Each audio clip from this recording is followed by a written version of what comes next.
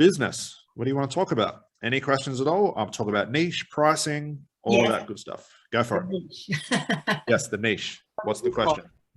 Well, so my niche at the moment is to do with athletes and their mindset. I haven't gotten many, actually. Yep, that's not a niche. Okay. What's the problem you solve? To get their results, so to get them more focused if they're feeling like there's been, they're not getting their results. So I can tell you have really no idea about this niche. You haven't done the research. I can tell that, which is fine. That's the reason why you haven't got any clients. The first thing we do, we teach in the 100K, is you've got to go actively doing research to find out what they want, why they want it, their words, what the specific outcome is. It can't be generic like, and you'll see this all the time. Go around on Facebook and look at a lot of therapists and coaches' websites or profiles, and they say something like, I'm a mindset coach. Mindset coach is not a niche. If you go, for example, like to my Facebook, you can instantly tell what I do and the problem we solve. For me, with lawyers and quitting smoking, it was, I help lawyers quit smoking on their lunch break. There's no confusion in that.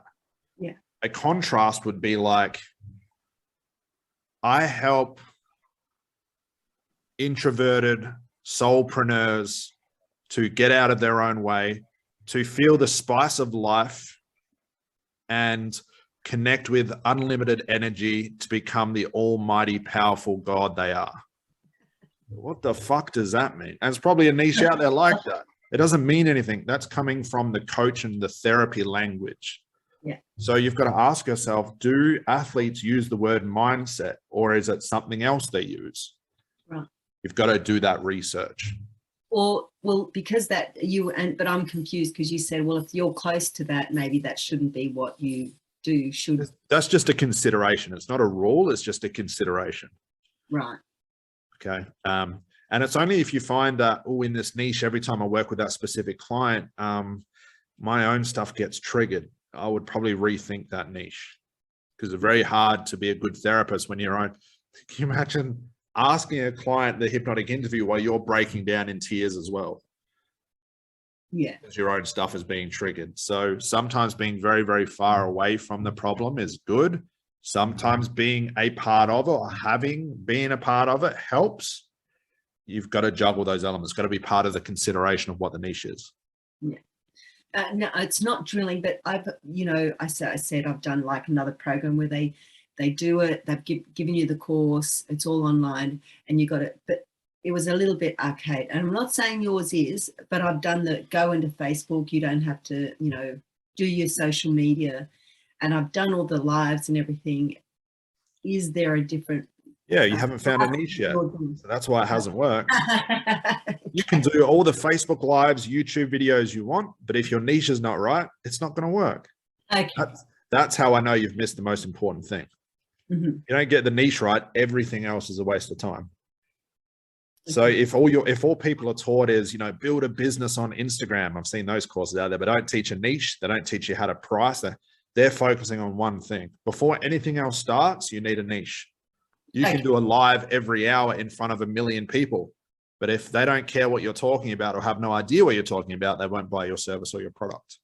And will you help, critique with the website or whatever we have to do? Forget about a website. You need a niche first. Websites are a waste of time.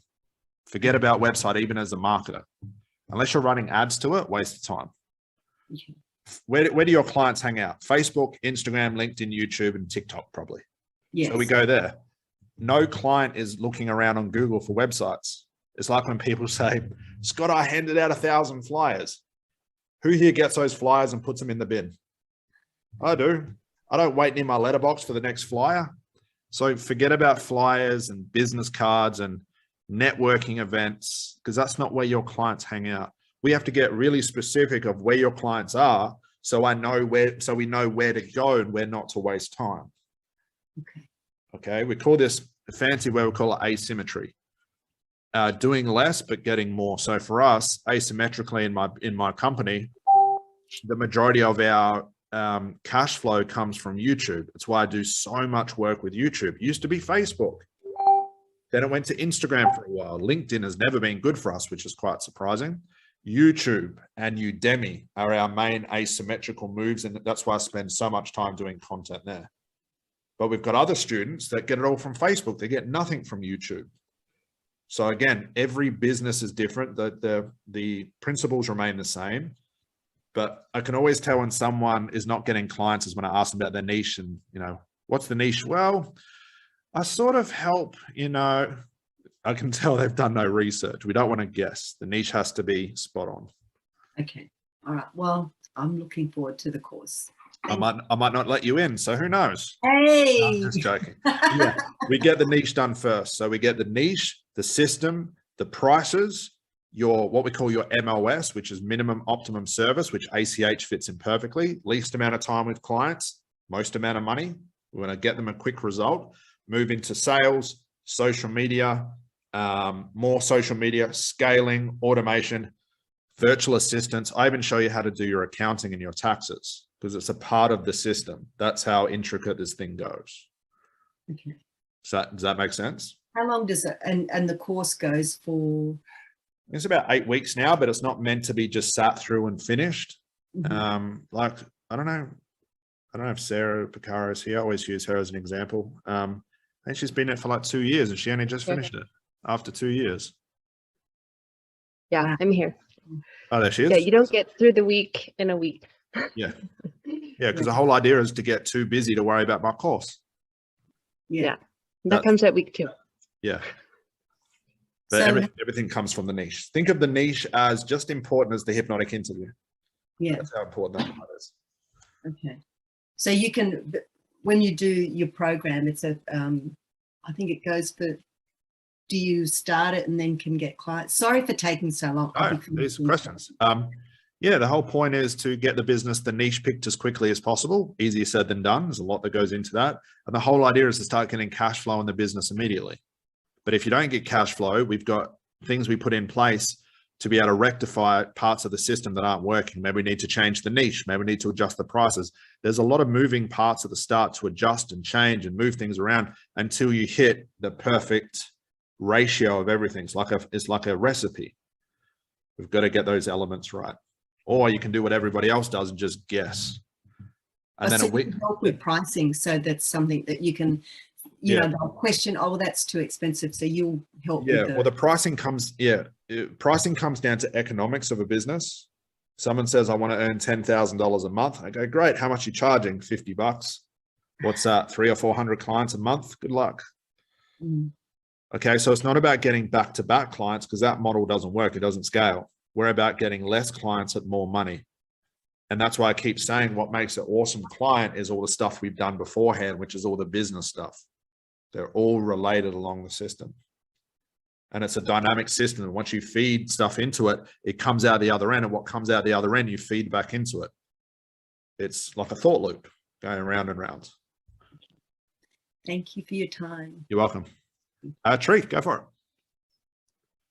Yeah, my question is about the symptoms. So like we know, like from this course, we know that the symptom is just the symptom and they can come from different root cause.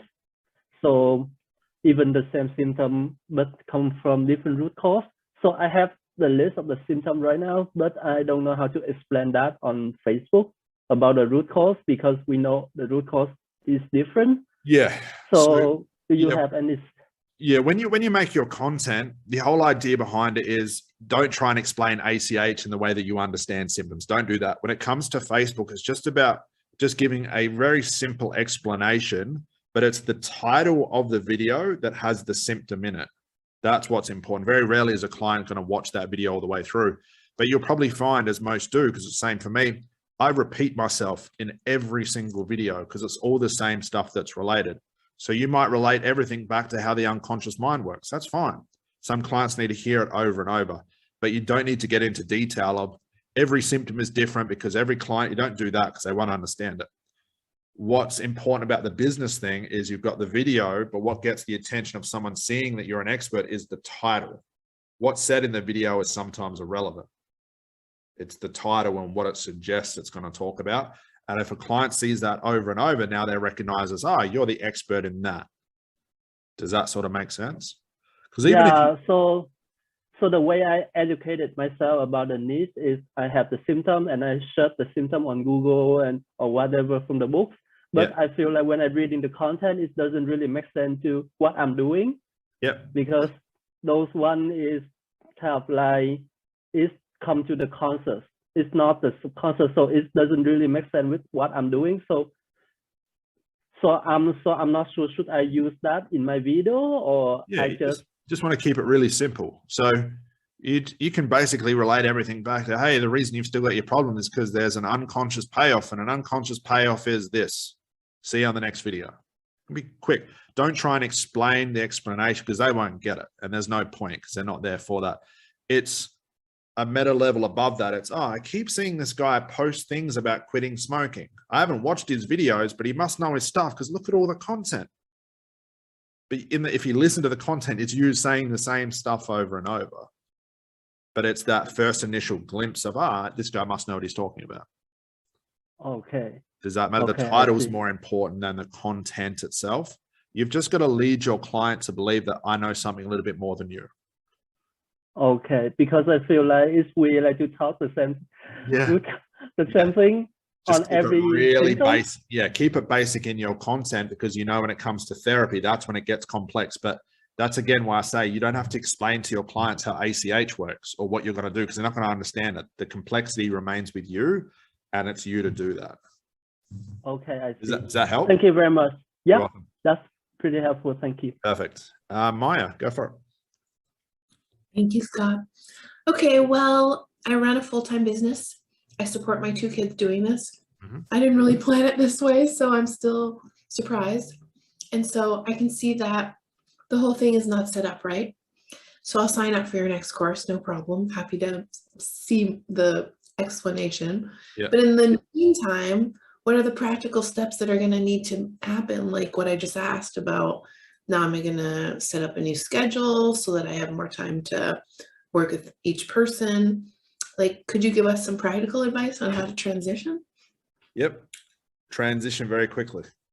Get rid of what's not working and try something else. Just follow the way that we give it to you. Okay, so I'm going to sign up for the next course and in the meantime, change the days to 2 3-hour segments so that you only see 2 people at a time, 2 people a day, I mean. Yep. And immediately now the pricing is... Dive straight into high prices. High prices, everything I teach you, the best thing you can do is dive head first into it. Who cares if you can't swim? Just dive into it. Does anxiety and PTSD get the same price as quit smoking, or do they? It's all the same. It's based on economics, not based on what the industry will pay every time. So it's basically a uniform system here. Everything is going to look pretty much. It's because uniformity in a business allows us to track things and iterate and change things. But if there's little elements all over the place that don't match, the system breaks down. There's a strict set of rules that we've got to follow. It's totally opposite to therapy. Business is 100% logic. Therapy is a bit of abstraction logic. It's all over the place. It's very messy. But the system of a business must remain completely chaos-free for us to be able to change and move things. And the elements of the system that I give you are all based on logic, the maths, the economics, where to get clients, what to say, how to do it, so you can turn your brain off. You've just got to follow that system. Am I supposed to pursue the things that have been recommended to me by others, like classes or free workshop, like the... Hell no. That's all over? Hell no. Why the hell would you give anything away for free? You'll give enough free content away to worry about classes and free Facebook groups and all that stuff. So basically that's just the old school way of doing what social media it's what everybody says to do. Yeah. Makes sense. Ours is heavily focused on educating your clients on why you're an expert. Right. And that doesn't involve free stuff. Thank you. And by the way, if Maya signs up, I'm not splitting the referral 102 ways. So don't ask me. All right. I'm not going to do it that way. Haley, go for it. Just dummy yourself. Yep. Yep. So yeah, I started on a quit smoking thing because classical hypnosis niche thing, and I felt like that's what I'd been trained to do because I did the expert hypnosis thing. Sure. But yeah, I'm kind of realizing that with the niches, yeah, I find it.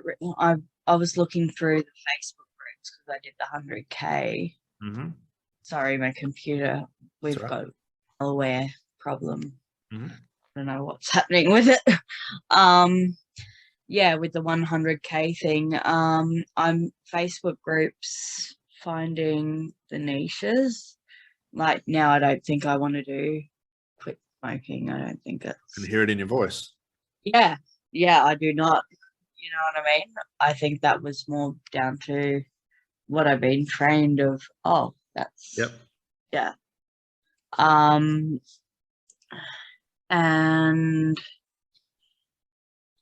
yeah, with the groups, how do you find them really? Like, go back to video number 2 on week 1 and press play. Yeah, I think I'm gonna refresh yourself all over again. Yeah. What's funny is a lot of people from doing this ACH course will probably go refresh themselves and see a new element of a niche they didn't realize was there. Yeah. So that's the best thing for you to do. If you like, it's sort of a double-edged sword. You've got to be good at what you do. So if someone's incredible at helping people quit smoking, but they hate it, that's going to be a conflict. But the other side of it, you may love doing something, but you're not that good at that therapeutically. Yeah. On top of that, you might be really passionate about something, but there's no money in it. So you have to juggle all those elements to make a pure logical decision, not based on emotion. Okay. So I would suggest refresh everything. I don't know if you've seen the latest version. It's not too latest. It was quite a few months back.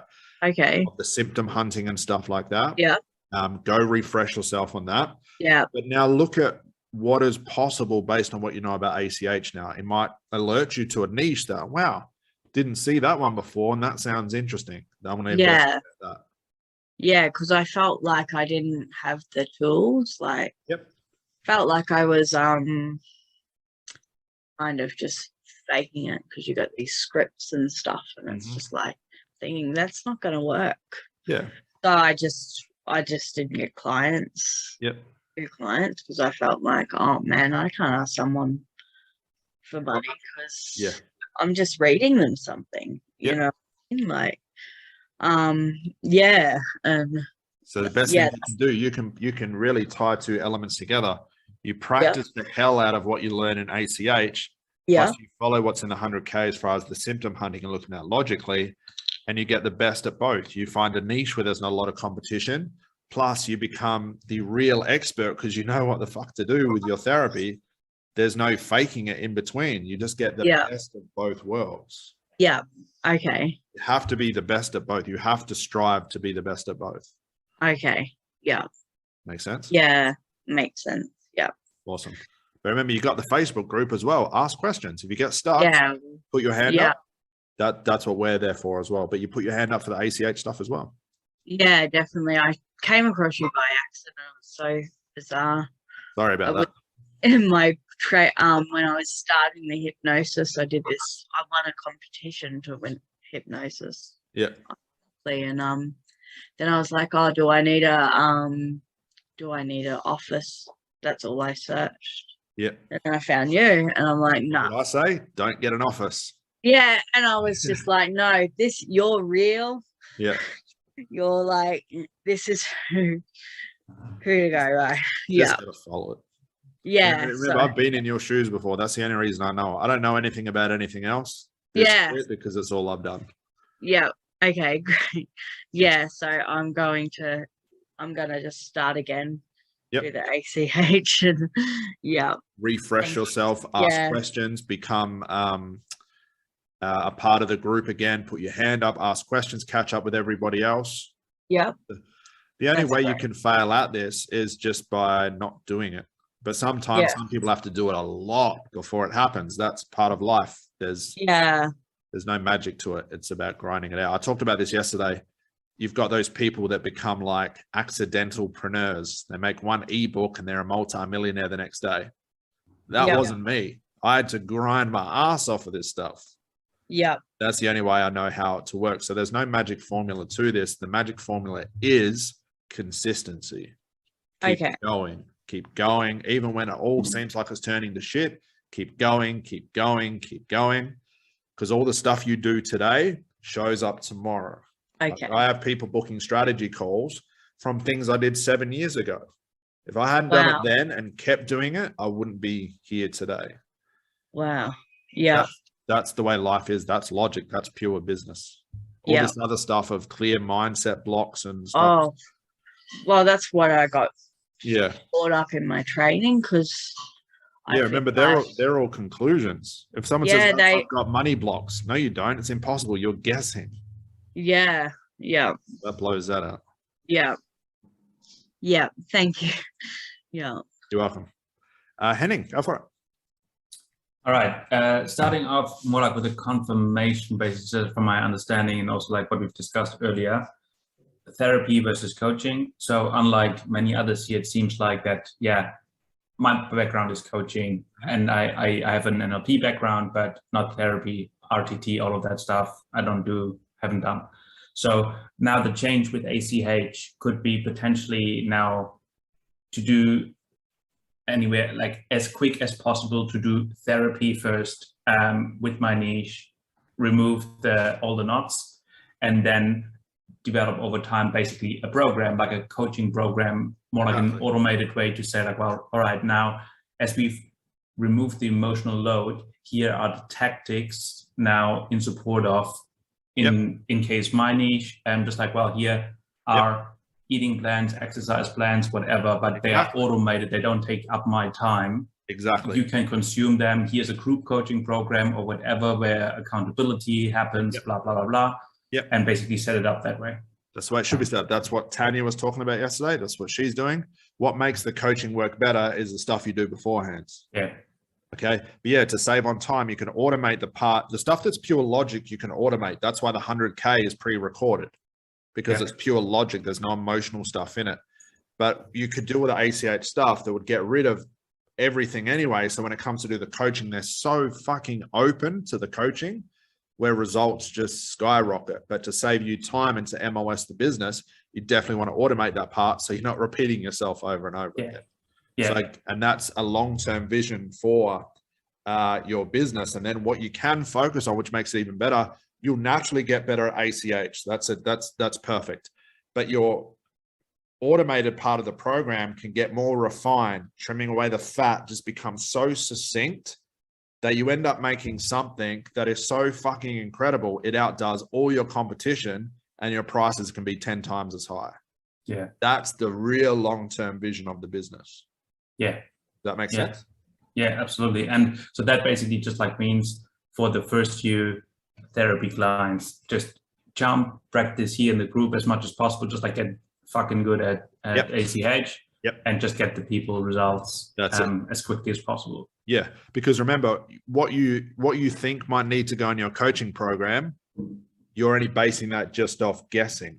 Once you get more clients coming through, you start to think, oh, actually, they don't need that part, but oh my God, they definitely need that part. I didn't think of that before. That's what makes a program incredible. What makes a program shit is when people create something based on what they want their people to have rather than what they want their clients to, rather than what their clients need. Big difference. And that'll set you apart, differentiating your service as to, man, this guy's program works. Every other program I've been on has been shit. This one works. And then that scales from those testimonials and stuff like that. Okay. Does that make sense?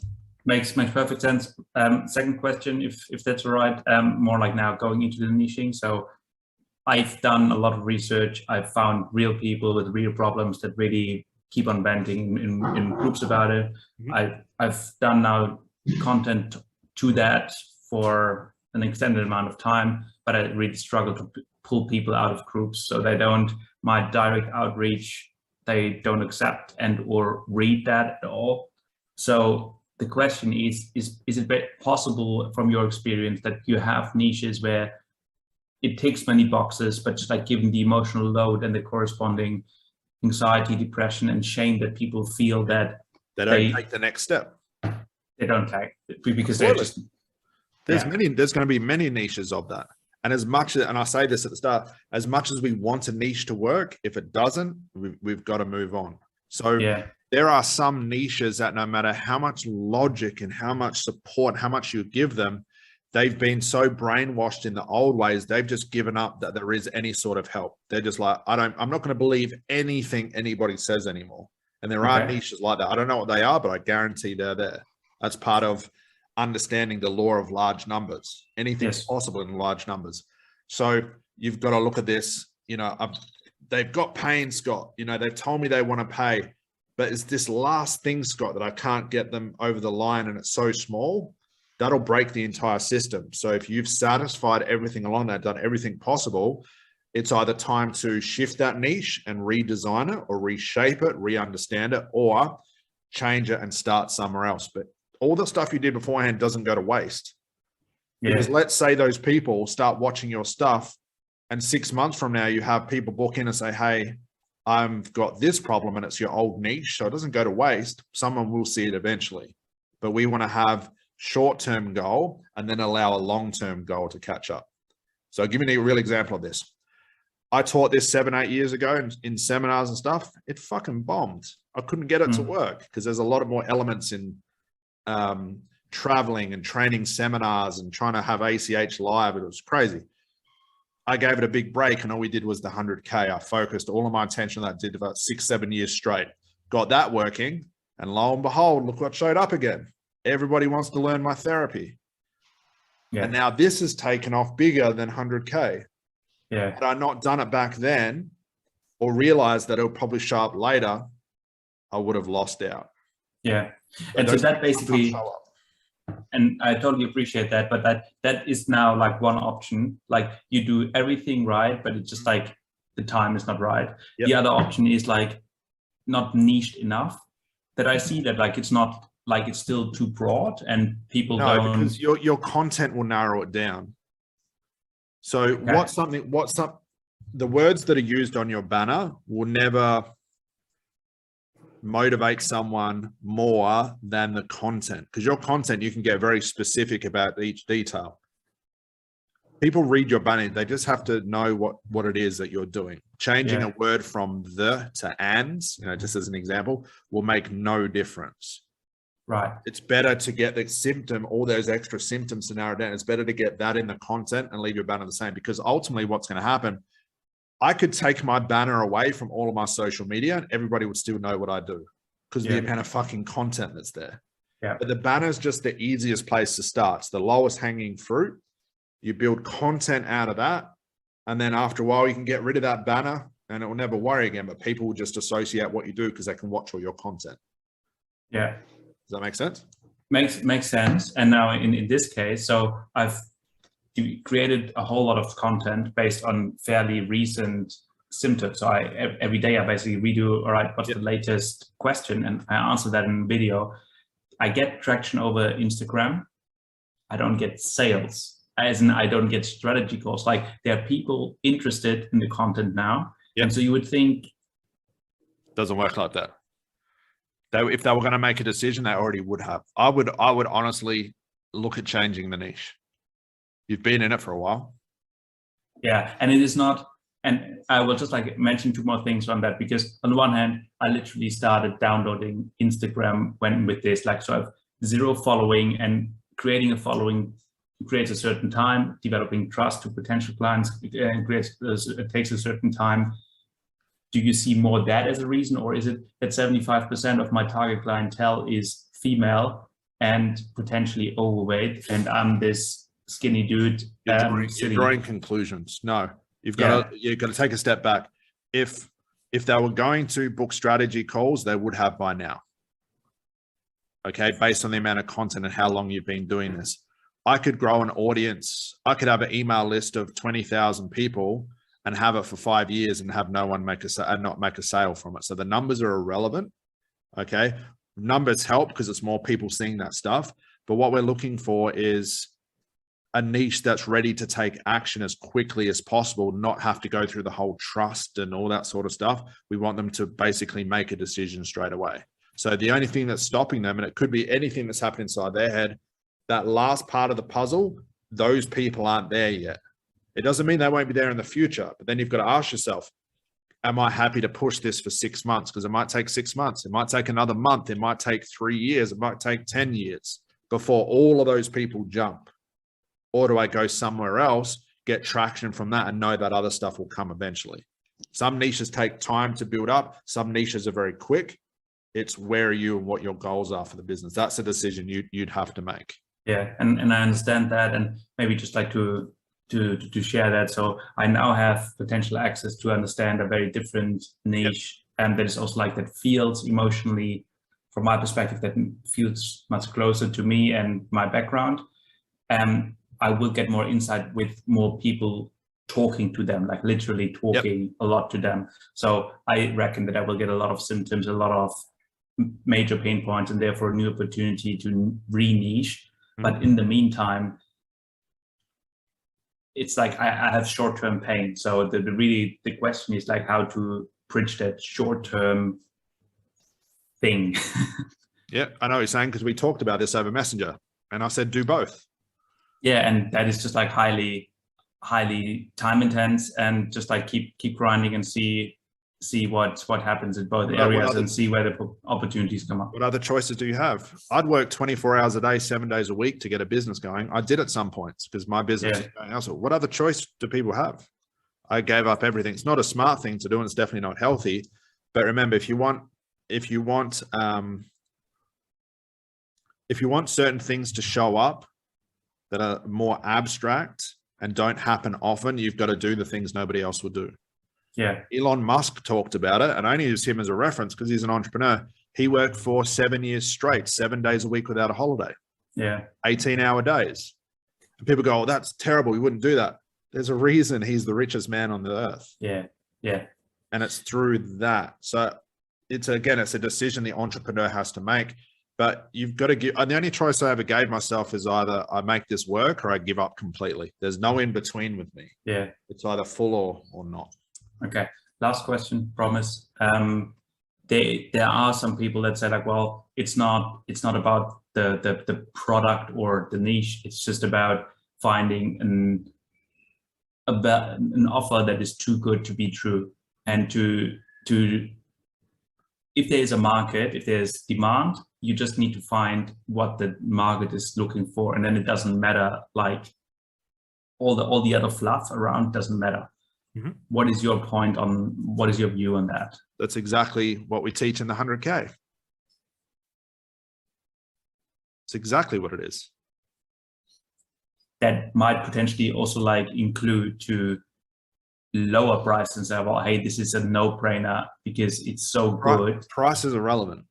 Price goes back to economics. It has nothing to do with a personal input. I know people get this. I know people that will join a $10,000 program where there's no testimonials or no proof that it actually works. Figure that out. But they won't join mine at $997. And we have 3,500 testimonials. Yeah. Figure that out. Illogical. People are crazy when it comes to those decisions. Yeah.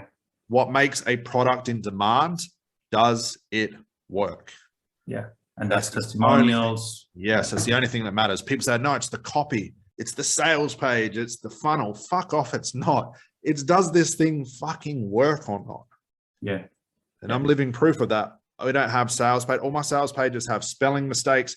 Some of the images are broken. They don't even work. Stuff doesn't load, and I don't care, because what's important is I could focus on that, which is tasks I hate doing, or can I just keep improving this product over and over and over again? Then you can get away without really doing any marketing. I mean, look at something like Tesla. I don't even know if they do marketing, adverts and stuff. The car speaks for itself. Yeah. That sort of makes sense. I know it's sort of hard to grasp where we are to a big company like that, but the same principles exist. The only thing that matters in business is, does your product work? Now it's a benefit we have. How many times for everybody, have you ever bought a product, regardless what it is, and it was just terrible, no matter how much they talked it up? There's so many bad products and services and courses out there that don't work. They can talk themselves up. There's a lot of fluff involved. But when it comes down to the nuts and bolts, it's very hard to find something that really, truly works. If you focus on that, Henning, doesn't matter how much other competition's out there, as long as your program works and nothing else does to an extent that yours is, you win every time. Yeah, as long as you get these results and get it out to people that it works. Yeah, Show them it does work. There's going to be points in the niche finding thing where you want to bang your head against the wall and think, fuck, why don't people just get it? Yeah. And all it is just one little thing that's off. It was the same for me too. Does everyone notice that I don't include NLP in any of my marketing? It's just hypnotherapists and coaches. We're actually taking the word coaching out because it's more hypnotherapists are coming to us. Funny, we're doing ACH now, so it's worked out well. But I spent so long trying to get the NLP people into the course. Why? I'm trying to force it on them. They just don't want to join the course, which is fine. So I'm going to put my attention to where there's demands instead of where I want it to be. Yeah. Awesome. So you want to go through that. Good. All right. Thanks for all your work. Thanks for the two days. Awesome work. Thanks very much, Scott. Time to practice. Absolutely. Cheers, man. Jordan, go for it. Last point, I was one of those NLPers that actually did find your content that way. So perfect. 1 out of a million. Yes. Excellent. It worked. It was worth it. But my question is, I feel stuck comes to niches, surprise, surprise, because I know how to research. I've done extensive market research in the past for different things. I just don't know like what direction to move into, which Facebook groups to join, which Reddit subreddits to scour. How do I know where to get moving? You don't. Let me ask you this. What's the easiest way to move a car if you don't have the keys? I don't know. Just got to push it a little bit, right? It moves eventually slower and slower. Very hard to steer and move a car when it's stationary. So it's better you go into Facebook groups, fuck it all up, but you will learn a lot. It's the same thing here when people say, what's the right question to ask? You don't know until you ask it. So the only way to find a good niche is you got to get moving. You got to push that car. And then as the car is moving, what am I looking for that will indicate, I found something? Yep. Real people with a real pain, active in Facebook groups, go looking for other products if you can differentiate what you do. Or I can tell you the big secret. You ready for it? Press play on video 2 and follow the fucking video. It's all there. I tell you what to look for. It's all there. Okay. What happens here, and I did this too, and I say this in the course, everyone overthinks this part because I used to as well. We get emotionally tied up. We go wanting to look for a niche that we want to work. We go blinded into these niches. You can't do that. Go into them just completely open to anything and go looking for what's actually there, not what we want to find. Does that make sense? Just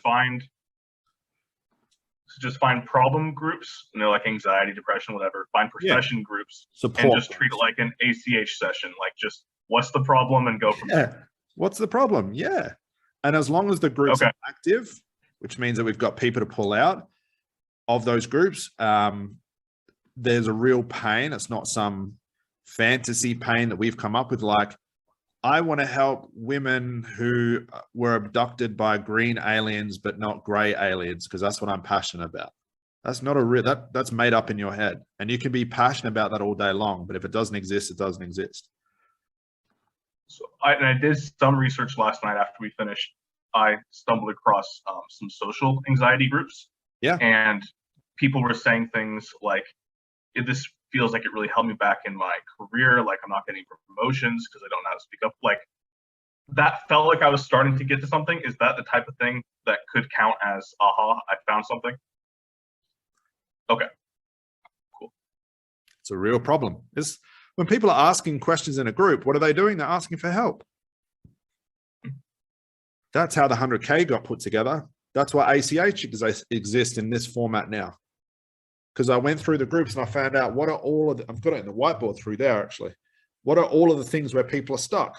People were saying, takes too much time with clients, sick of doing scripts, bang, bang, bang, bang, bang.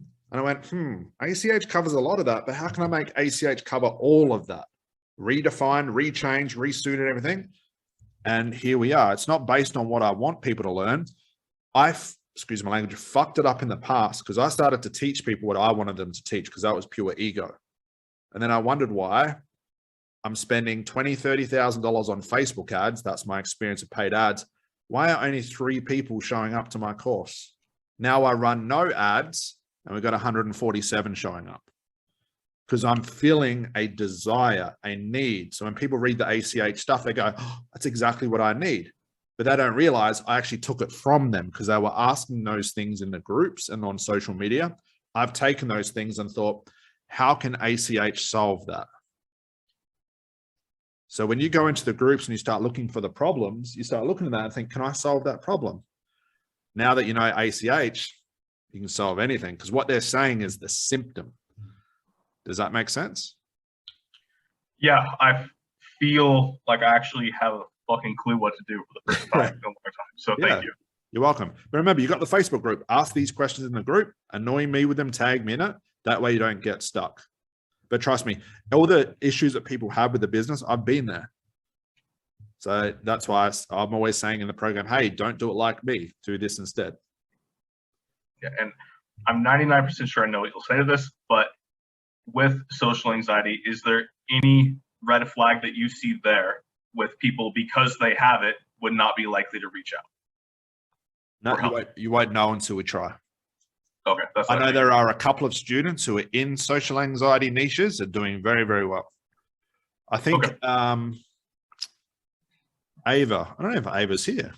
I knew she was on the last one. Ava, we did a testimonial with her. I think she's still in social anxiety.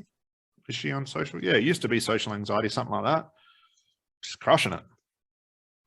And awesome.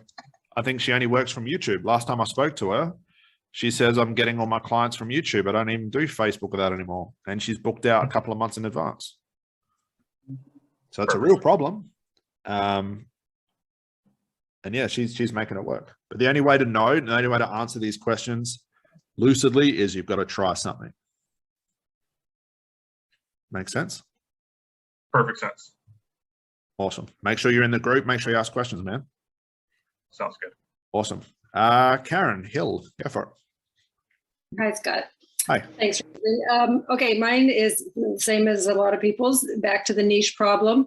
But my problem is a little bit backwards, is because ACH works so well that what happened was that I just this is my first training, but I had watched your videos months ago and just started doing it. Started getting referrals from people. The referrals I'm getting, so I'm not getting anything consistent as far as finding a niche because it works on fucking everything, just like you said, every single thing. Mm-hmm. And so people are referring me, and so there's no strategy calls involved, any of that. It's people are saying things like telling their friends, call Karen, she'll help you.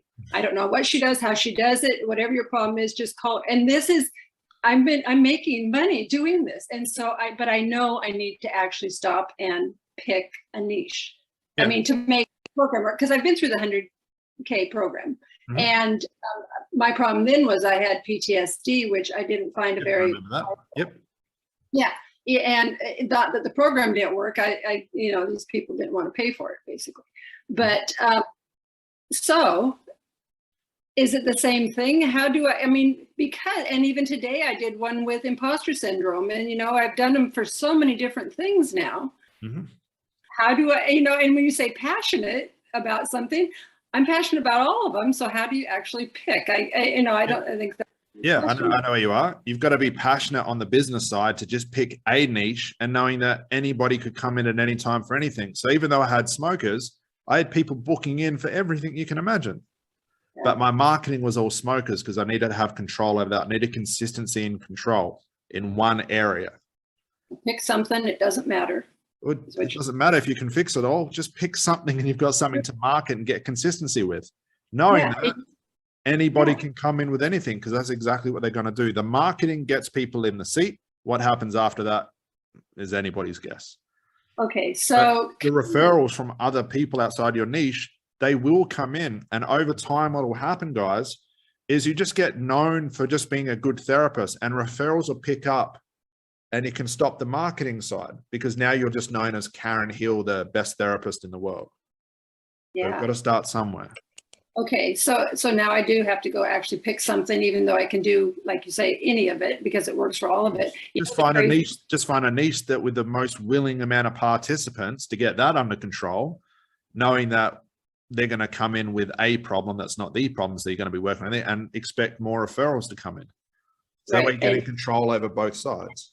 That makes sense. And I think maybe today I was thinking about this, but I did want to ask you, but you know, the crazy part, I did a few tests or a few samples with people, and that's when they started referring me. And one girl says, well, how much do you charge? And I said, $3,000. So my price started at $3,000 just doing videos. So it's almost like I feel like I should go up in price. But I did research today, like widows and widowers getting back in the dating market, huge numbers on Facebook. And being a widow myself, I thought maybe that would be a good just to pick, because they're going to have other problems too, I would assume. I haven't heard that niche yet. That's exciting. Go for it. Okay. Well, you answered my question, but yeah, I just thought because it seems so backwards, because like you say, this works on everything. And I live in proof that because clients are going to come in with everything except the problem they think they have. Exactly. You get confidence and control in the business, confidence and control over the therapy. What more do you need? And there's that is the key, that confidence and control. I walked in, I didn't know what the fuck I was doing, but I just had the confidence, and they thought I had the confidence, and they're and I don't know what I'm doing either. I only know to ask what's the problem. What happens after that is anyone's guess. Yeah, the girl today says at the end of the session, she says, how did you do that? I want to learn how to do that. Like, tell her my course costs $15,000. I'll give you a cut. Okay, sounds good. Okay, thank you. You're welcome. Karen, all right, go for it. Just unmute yourself, Karen. I'm the other Karen Hill. Yes. There's two of us in the there is. Oh, good. Yeah. Karen Hills. I like it. Yes. Yeah. So look, I feel a bit silly asking this, but what do you call yourself? You know, I guess when you think hypnotherapy, you're a hypnotherapist, but that's not a good thing to call yourself. So, if, you know, on a business card or something like that, what do you call yourself? Your name. No title, not on LinkedIn or anything else. You're just go to all my social media. And I help. You'll just see Scott Jansen. That's it. Because as soon as I lump myself together as a hypnotherapist, what am I doing? I'm now in a red incestual pool with all other, that's bad, I shouldn't say that, a pool of every other hypnotherapist and coach. And now, because I've called myself a hypnotherapist, I have to abide by the guidelines of these weird rules of the hypnotherapy, which is low prices, undercutting each other, selling packages, all of that stuff. And that model does not work. So the only way to break free of that model and to get away to a certain extent by having higher prices is you are no longer a hypnotherapist. You are a business owner, entrepreneur that happens to use hypnotherapy or coaching or ACH, RTT, NLP, whatever it is, to help your client get a result. Title is irrelevant. Okay. All right. It's just people often ask you, what do you do? What are you? Yeah, well, people ask. You can't say therapist you because tell them your niche. You would say, I help people quit smoking in their lunch break. That's what I do. That's your elevator pitch. I know everyone's obsessed with their fucking, I haven't been in an elevator for years, so I don't know when I need it, jokes. But you just tell people what you do. How you do it is irrelevant. Does that help? Yep. Yes, thank you. Yes, you're welcome. Mandy, go for it. Here. Okay. So I think maybe I heard some solution to this question, but what if it's a sensitive, if the niche you're considering is something sensitive, like I haven't narrowed it down to exactly what, but like helping adults that had childhood abuse, sexual abuse.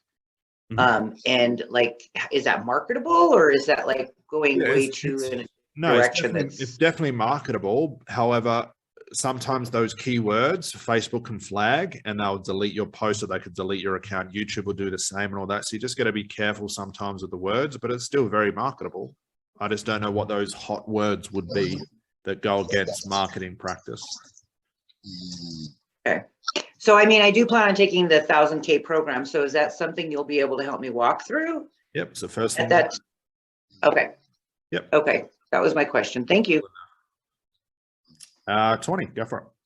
Hi, good evening, or good afternoon over there. Yes.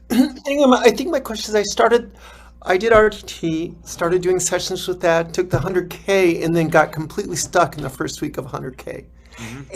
But I think hearing the questions is kind of like the same, very much the same thing, but really right now I kind of want to restart the 100K, but with ACH and just go from A to Z in 100K. And I tried and started and got stuck. You know, I don't need to give that whole thing because you know what that is, right? But anyway, that's kind of where I am. And I had one more therapy question, but as far as the business question, that was my main statement question. Yep. My advice to your question / statement, turn your brain off and just follow it. Yeah. Don't procrastinate.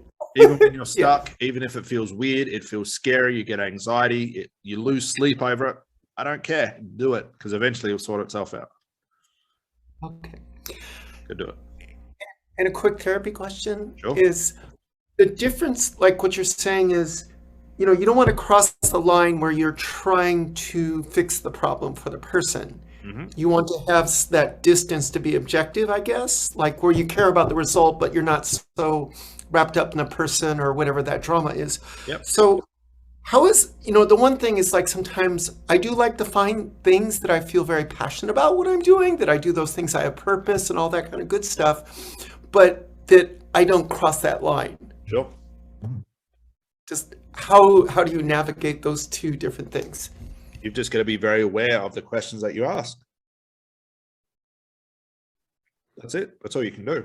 But if you cross that line, it doesn't matter. Your client will correct you if you're wrong. Okay. It just means it's another dead end. Just got to go somewhere else. Oh, because basically the way to perceive if you're crossing the line is you get to a cul-de-sac.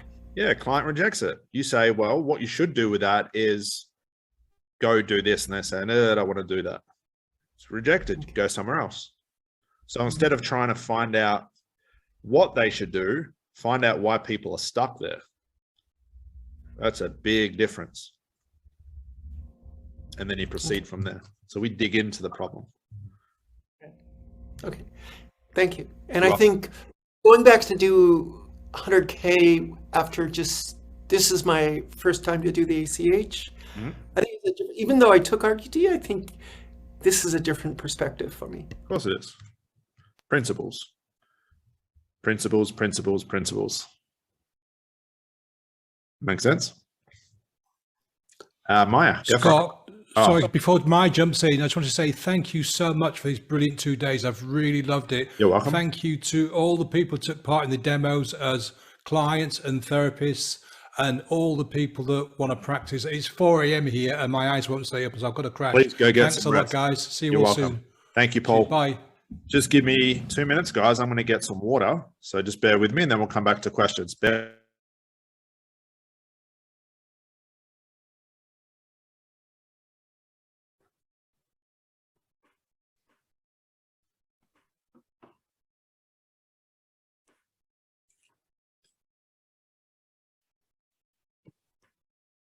So who's joining the 100K? I've already joined it, but I'm taking it seriously now. Yeah. Yeah, I'm the same. I joined it about a year ago and haven't done much past week 1, but got to get going again. Yeah. I want to ask him what if he recommends, like, because I've only done this ACH training, and I wonder if he recommends the master ACH or. I think I asked that question, Bonnie, and he said that you just do 100K first, do ACH first, and that comes after. You know. Okay. Right. I want to get good at this, you know, like. Yeah. So I thought that would be a better way to do it, but no, huh? I'm taking over your gig, Scott. I answered a question for you. I'm going to go then. All right. You can take over. Thank you. Where were we? Maya, were we at your, yes. I'm just wondering about, so my existing clientele, do they end up migrated into the new format, or do we just stick with what they expect? That doesn't make sense, right? Not at all. You give clients what they need, and what clients need is the quickest breakthrough possible. And so this contingency, are they being given an explanation or a heads up? Hell no. Just fix them. So they just come in for their next appointment, whether it's 6 or 8 or 12 or whatever, and it just feels different, and that's just how it's going to be now? Do you reckon your client will care any less or even notice that it's different? I kind of feel they will notice. That's why I'm That's wondering in you, not them. Okay. That's more in you. All right. So we just kind of treat it like this is just what's the most casual thing in the world, and this is what. Just like casual dating, no pressure. No pressure. You'd have a good memory for this stuff, guys. Yeah, just dive into it. If you worry about all the what ifs, it'll be absolute hell inside your head. I like to dive in and then learn how to swim after. I might swallow some water and drown for a little bit, but I'll pick it up eventually. That's easier that way. Erica. Just unmute yourself, Erica. Okay. Well, here's my situation. You know, I'm 67 years of age and I'm coming to the end of my working career, but I have to work only because of financial situation. Okay. Which I won't go into. So I really only see myself probably working for another 5, maybe 10 years, depending. Mm-hmm. I have no desire to build an empire. Mm-hmm. I really only want to work 3 days a week because I have another avenue that I'm pursuing. So I suppose the question I want to ask is, would the 100K be worthwhile doing, even if it's just for a few years? Well, of course it would be. Okay. I mean, I have a website. I get all my business to my website, you know, because my website's 14 years old, so I'm top. So I have enough clients every week as it is, but I have this idea, because I'm very tired of doing smokers and weight loss and what have you, but I have this idea only because it's prevalent in my life, is working with the parents of severely mentally ill children. Well, I say children, they're adults. Yeah. I don't think, I mean, my husband and I run a group for parents of schizophrenics, for the parents of schizophrenics, and they are tied in knots. And so I just feel as though there's a need there. You've got to weigh up, does that need satisfy the extra money I want to make, or is it more of just a passion project now? Am I getting enough? Am I getting enough clients now, or do I want to increase my income? I'm just going to. I think it's because I'm very tired of the smokers and the weight loss. Yeah. That I thought, what would I like to niche in? Because I've been banging my head. I mean, I've heard about niching for a long time. It's not new, but it just occurred to me last night. These people, I mean, it's anxiety and stress, but it's for a specific group. Yeah. I don't know anything about the niche. I don't know if there's any money in it. That stuff you'd have to research. You'd have to figure out, and you want to figure that stuff out before you make the leap. But again, it just depends on what your goals are with your business. Do you want to make more money? Do you want to make less? Do you want to automate it? Do you want to learn about social media? Do you want to change the entire thing? It just depends on what you're trying to do. Well, I would certainly, I mean, my husband does most of the marketing for, I mean, So I have to confess that I hate Facebook. You won't like my program then. I would say don't do my program then, because it's 99% heavy social media. Well, okay. I could have been a real bad salesperson. No, buy all my products, $10,000. No, No. if See, you don't want to do the don't- marketing, don't do my program. I don't like, because I did it before with a different program. Yep, that's where fine. you're hunting out groups and you're infiltrating them and offering content and what have you. And it's very, very Hate my time program. consuming. Of course it is. Okay. Yeah, it's time consuming. So no, Very time- I would not do my program. Okay. All right. Thank you. You're welcome. But if you change your mind, do it. No, you won't like it, so I wouldn't do it. Yeah. Not unless I can get someone else to do it. Maybe get your husband to join it. Yeah, I mean, have a we think about it. actually, we both love marketing. I mean, but I just don't particularly care for spending hours on Facebook. Yeah, well, you're going to That's all. spend days on Facebook with me, so you won't like it. Okay. All right. Well, thank you. You're welcome. Helen, go for it. Hello. Hi. Okay, so I've been doing YouTube as well. And I just wanted to ask, I've just had this weird comment to one of my YouTube videos. And it was, I asked, can you smile in photos without retaking it to get it perfect? And so a dude has just written question mark, question mark, question mark, question mark. How do you comment to that? Move on to the next thing. Okay, so don't. I get all types of stupid messages. Like, people will comment under every one of my videos and say, you don't look professional in your videos. Why aren't you wearing a collared shirt? Who fucking cares? Listen to the content. I could take that as a criticism and stop doing YouTube. I don't care what people comment about. And unfortunately, being live on social media, you're going to attract some very strange people with very strange comments. Yeah. Just let it go and move on. As long as it's not a personal attack, if it is, block them. You don't have to deal with that. That's not right. But if it's just something abstract, sometimes people comment under my stuff and I think, what are you talking about? It's not even what I'm talking about. You just move on to the next person. Okay. And so you'd be proud now that you can Google Helen Buchanan. Yeah. Guess who comes up? I'm so proud. I'm gonna have to look. Is this on And YouTube? no, Google. Google.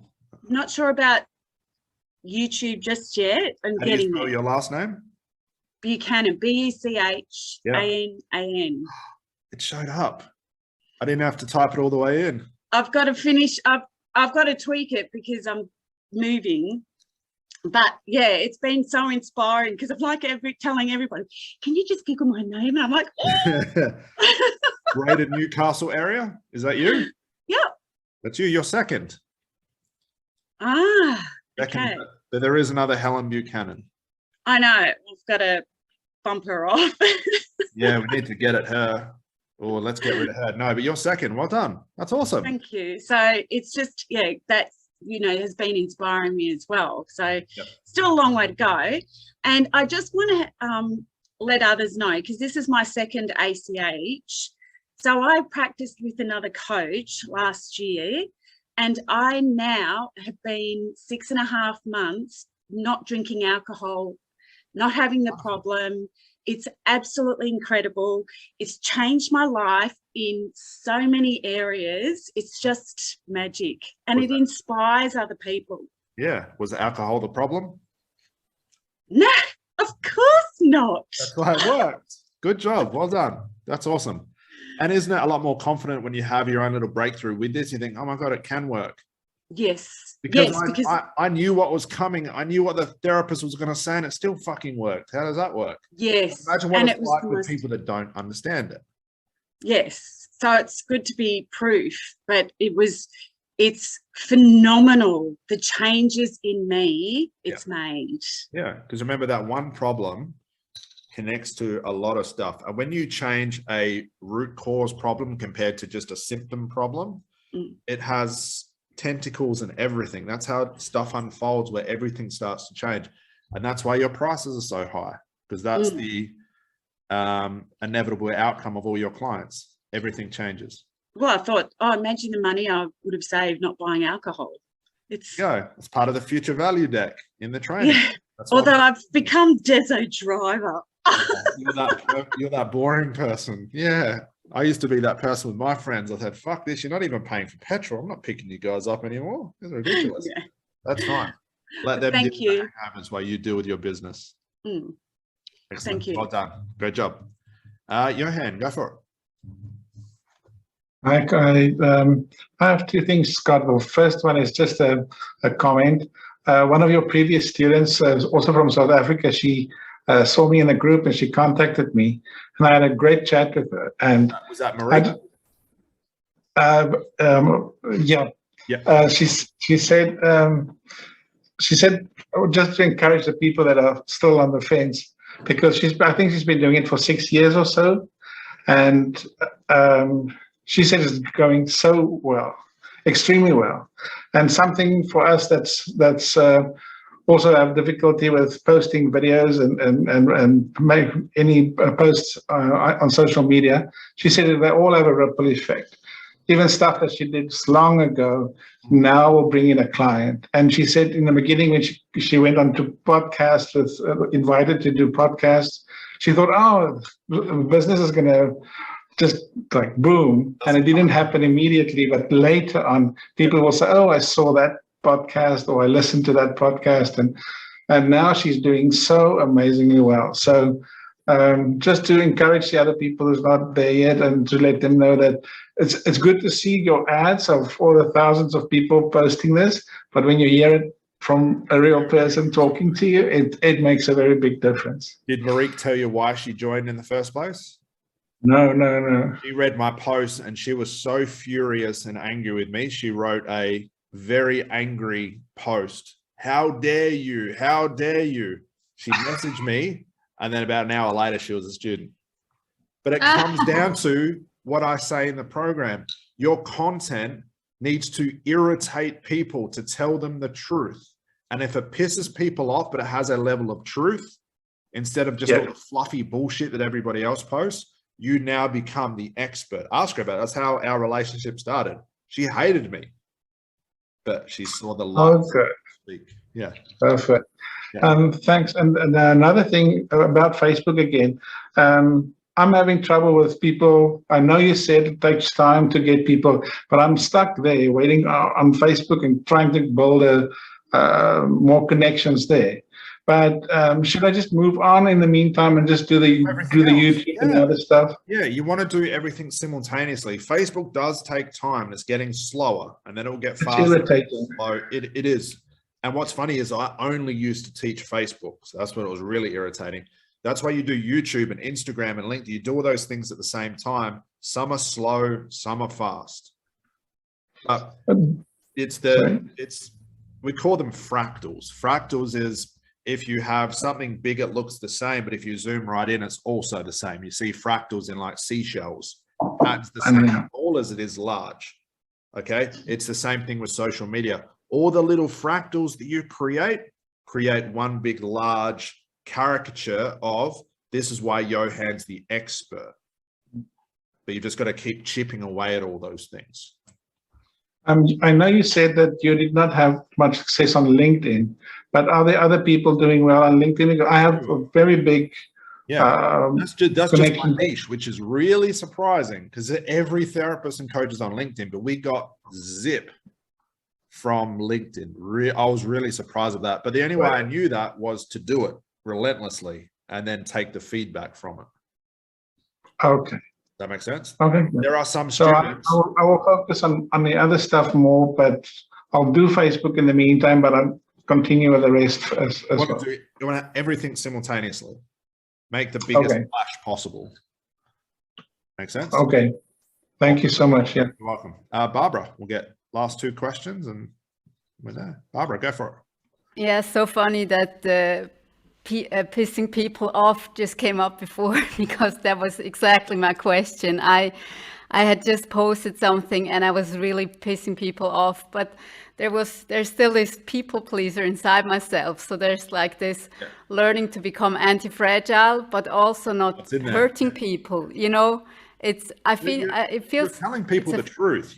We're not doing it to be an asshole. We're telling people the truth. Yeah, but people get really offended when you tell them that they're really creating things inside it, which can be cured so quickly. You know, they get really pissed off. Think about really how pissed off people are when they go looking for experts, and all the expert says is just breathe and life is amazing. That's all this shit people post, and it doesn't differentiate you. So I'd rather piss people off, not to be an asshole, but piss people off to show them the truth. This is the raw reality. Either like it or lump it. If you accept it, I can help you. I can move you forward, and you'll love me afterwards. But if you do social media like everybody else, selfies, dancing, life brilliantly. I've done that before, so I know what that was. Yeah, so, and it's the same stuff and it doesn't differentiate. But if you look at the biggest gurus around the world that do well, not the ones that say they do, because a lot of those out there, the ones that really do well, they'll speak the truth and they have no problem being anti-fragile, and they have no problem separating their audience into lovers and haters, because that's part of it. You can't please everybody. Makes sense? And I have another question, because I tried to explain yesterday what we were doing here these 2 days to my family, and that was almost impossible. You know, it's hard. Yeah. I can't even explain it. If someone asks me, it's very hard to explain. That's why I say, just come along to the course and I'll show you. Yeah. Very hard to explain it. Good. That's why I say don't make videos trying to explain hypnosis, because it'll make no sense. Yeah, that's the other thing, you know, doing these videos and talking about like there's something underlying their patterns, to something in their subconscious. You can't go a lot further. Is that correct? Yeah, because it's just you miss people. People don't understand it. So you just want to give them a glimpse, like, wow, this Barbara lady, she knows something I don't. That's all social media needs to do. That's filling in the gap. But imagine trying to explain processing to people that have never learned therapy before. It'll make sense to you and me, but not to anyone else. So there's no point. That's why I see a lot of people, therapists and coaches, especially outside of our program, who sit there relentlessly talking about inner child and hypnosis and healing and quantum this and 5D that. And the only people that understand it are therapists and coaches that are not their clients. The average human being looks at it. I always imagine showing my mum a video of ACH. She'd look at it and go, what the hell is this? But mum, you should come to this course. I don't even know what that is. It doesn't make sense to me. It's the same thing for our social media. So your social media has to use the words your clients use at the level that they are, not the level that you are. Yeah. Yeah, because I got a lot of feedback also from other coaches when I posted that specific post, which pissed people off, because they were really cheering on me, like somebody said the truth. So it was quite interesting. And it's only coaches that understand, and then we think, fuck, they're not even my clients. Don't even read. I want real people to understand it. Yeah. Yeah.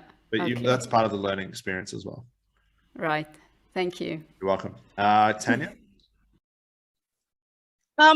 You know, I signed up with 100K ages ago, and it's been an interesting ride on it, to be honest. And you're probably going to throw this right back at me, so I'm waiting for it. The bit that pissed me off about the program is the DMing, because I get 5 million of them in my own inbox constantly. And 1 or 2 here or there, no problem, delete. But, you know, 10, 20 a day starts to roll me up. And Adelaide being a small market, not that I just work in Adelaide, obviously I work internationally, but when your reputation's gone, and it's gone. And there's a lot of talk, especially in the groups and the niches that I'm in, about how insanely irritating that behavior is. And that you lose friends big time in that space. Now, clearly, I'm not here to make friends, but what I am here to do is those people are coming through me from my content. But I'm wondering, I want to go back into the 100K and move through with some other stuff, because I got challenged by the VA side of it as well. You know, no issues with control or letting go there at all. But what I'm getting at here is there any other change of perspective that you've got around the DM side of things, because what I seem to do is I've got no problem getting the clients and no problem with the results and all that jazz. Testimonials are a fun one. They're always anonymous because of the niche I work in. Yep. But at the same time, I guess the way I'm getting it is by putting out the content, putting out anonymous testimonials, they're coming to me anyway. Mm-hmm. Clearly, I want to make it more and I want to make it bigger and better and retire earlier. But where do we get around this DM side of things? Throw it at me, Scott. I'm ready for it. Just fucking do it. Oh, God, I just can't stand it. I don't like it either. But it's the quickest from having no one to somebody. What's funny is the amount of people that join my course that get pissed off because I have DM'd them and they join the course anyway. All right. It's frustrating, I know, but it's just I'm trying to give you a very quick yes or no from a potential client. What's funny is the people that go into the Facebook groups, I see it as well and I just laugh. So I would never DM. They're telling me a lot about their entire life and career. It's not that. That's just projecting. But I do DMs all the time. My VA does it now. It's just copy and paste and I don't care. We get all sorts of people responding back to it. Some people block us, tell us to piss off, but it is literally the quickest way from nothing to something. That's why that was going to be one of my other questions. Is your VA very clearly telling the world that they are your VA and not pretending to be you? Because, you know, I don't like manipulation and deception in that space, so that they're kind of blocking and annoying them. I mean, sure, they'll come back and block me too. But using that almost like disassociation from the VA at the same time to be able to do that. No, the VA says something like from Scott Jansen's office. I think it says something like that. Yeah. Okay. I'm more comfortable with that. Yeah. Because I'll probably even block myself if I do it. Yeah.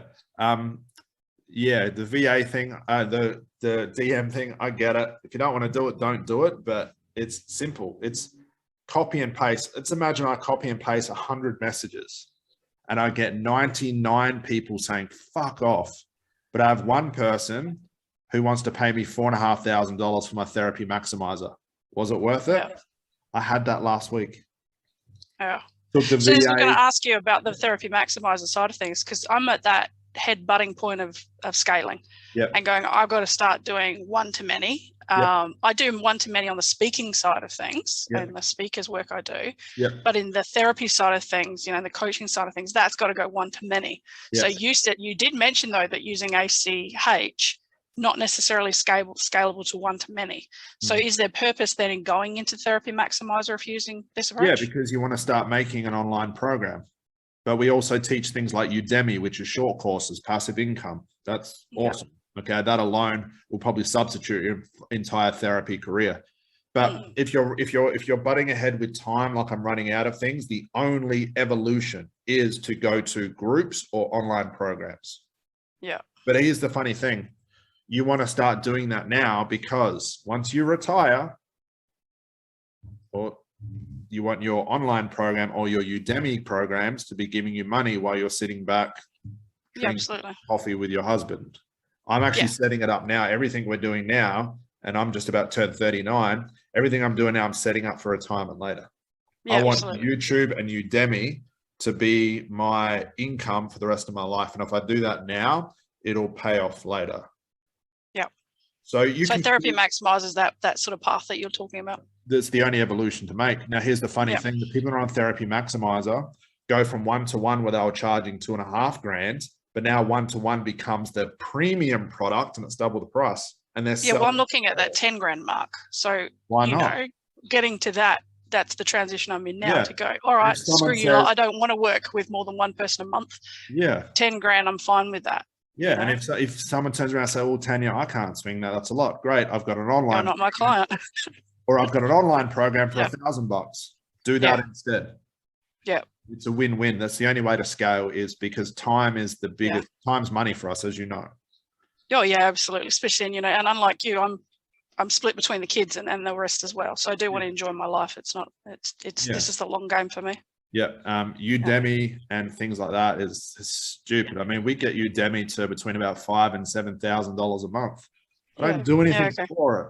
I send 3 emails a month, and I give you those email templates to use. And those emails, those people from Udemy turn into 100K coaching, turn into therapy max, turn into ACH. So you're teaching the funnels and all that kind of stuff too? No, you don't need a funnel. Okay. A funnel, all it is here's my Udemy course. If you like this course, I say it in every program on Udemy, let me know if you want to join 100K. There's nothing in between, because then there's too much complexity. Yeah. So and that's it. I mean, there's so many people selling me so much complexity. I'm like, you know what? I can do complexity myself. I don't have any funnels. Yeah. I don't run ads. I don't have funnels. I don't speak on stage. I don't do podcasts. I don't do joint ventures. I don't leave my house. I found Scott. Now you've got a dog, thank God. I've got a dog. Do you have a life, Scott? Yeah, it's with you guys. But just to show you, you can get a lot done without complexity. You don't need funnels and all that stuff. That doesn't get clients. It becomes the product. Yeah. Thanks, Scott. I really appreciate time. I'm going to go and rest my COVID voice now. Yeah, please. Sounds sexy though. Maybe I could charge more for it. Yeah, I was UMing right there. There you go. It's new Ericsson. Awesome. All right. Thanks, guys. So myself and like 2 other people just said we found Scott on Udemy, and now here we are, and we're getting ready to buy the 100K program. Yeah, and I'll just works. upselling it. No, joking, but it works. It's part of what we do, but it's just educating. And again, it's something we could teach everybody as well. Maya, go for it. Okay, so I'm the level before where Tanya was just talking about, and I'm also a one-woman show, and I like that. I'm good to stick with that model, but I have been trained in the funnels, email, newsletter mentality. So my first question is to make sure that I'm understanding that that's like the old school script format, and we're now moving away from it to a more cutting edge digital approach. Am I right? I'm following you there. Yeah, you're just going complete social media. Yeah, exactly. Funnels, So we're email. all replaced by social media, Instagram, YouTube, Facebook. Because that's where your clients are. And by the way, I built my business that way with not a dollar spent. So I agree with you. Obviously, it's possible. I don't know where all those people came from, but they've all been paid. I think this is the first time I've met you. Where did you find out about my stuff? We met on Instagram. So it works. Which is where I've met everyone who's paid me money as well. So it definitely works. There's no doubt. But I didn't have to take it from Instagram to a funnel to a free ebook to this. It was just take my course or not. That's. I think so. Yeah, that's why I'm here. Okay, and so my next question is, as I make this transition now, so now that people are coming less often and they're paying more money, I have to meet more people. So now the challenge is. No. Your time's going to be spent doing social media. Right. That was my question. Is so now that margin that I'm gaining is going into creating content. It's which like now creates people that follow for a long time. Exactly. It's like getting interest on your bank account. Instead of spending the interest, you put the interest back in, so it builds the higher bank account. You're doing that over and over. So your time now, when people say, Scott, I'm going to grow the business, then the time I save on clients, I'm going to go on holidays. Not yet, you're not. Build it out first and do that stuff later. Makes sense? No, I get it, but I guess because I like setting a schedule and I set like several year schedule, I just want to know. So now the balance is changing from 80% clients to like 80%. 40. It's the 80-20 rule we actually talk about in the 100K, 80% marketing, 20% clients. Because that meets the economics. But what does everybody do? 80% clients and 20% marketing. Then their income does this, because they run out of time to get clients for the next day because they're too busy sitting with clients today. Yes, that's correct. So okay, guys, I'm with you. Thank you. As we do with everything, we do the opposite. Got it. See you at 100K. We'll be there. I'll get last question. Magdalena, go for it.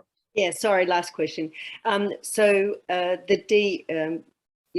yourself out there with other groups, that's your DM, right? No, so DM is what we do is when we're in Facebook groups, there's always people asking questions like, I keep attracting asshole men. Does anyone have any advice of how I could attract my soulmate? You would go into that Facebook group, you'd get that question, you'd create a piece of content about it because it's probably everybody's got that same question. then what we do is we message people and say, hey, I saw this question in a Facebook group. Has anyone answered this for you? Well, if not, here's a video that I created. And it starts that rapport thing, and it starts to show them, hey, this guy knows what he's talking about. Then we get them on a call, sell them into a program if they need it. Right. So I have actually got myself into a group, which is really good.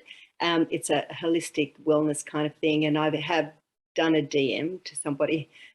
What if you get kicked out saying that this lady keeps DMing me about helping me with my issues and everything? I get kicked out of shit all the time. I don't care. I just move on to the next thing. Okay. Yep. I don't listen to those rules. No, in the Facebook rules where they say you are not allowed to DM people. I break that rule. What if they kick you out from Facebook totally? Facebook can only do that, not someone in a group. Because you've got to think, what are people learning by being inside one of those groups? Nothing. They're just all whinging to each other. So it's better you take them out and actually help them with that. Yeah. Okay. But that's just one of the strategies. That's not the entire thing. That's just one thing you can do. There's many other parts of the system to make that thing work. It's not individual. It's part of a complex system. Okay. So if I'm hearing you correctly, so you say you do more, less clients and more on the social media. Yep. So I feel like I wouldn't be getting enough clients to support the, everything else that I'm doing, the courses and everything else. So do you spread yourself too thin, or?